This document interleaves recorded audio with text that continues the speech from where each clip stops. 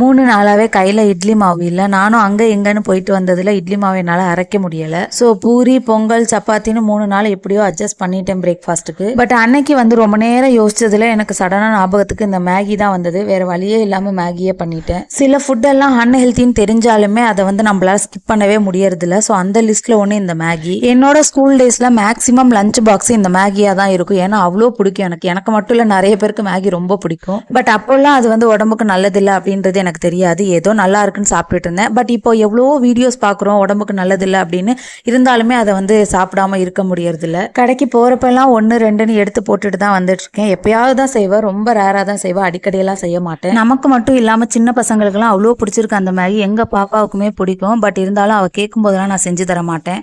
அப்படி எப்பயாவது செய்கிறப்போ கூட அதில் கேரட் பீன்ஸ் பீஸ் எல்லாமே வெஜிடபிள்ஸ்லாம் போட்டு கொஞ்சமாவது ஹெல்த்தியாக சேரட்டும் அப்படின்ற மாதிரி தான் நான் செஞ்சு கொடுப்பேன். தேங்க்யூ ஃப்ரெண்ட்ஸ், பாய்.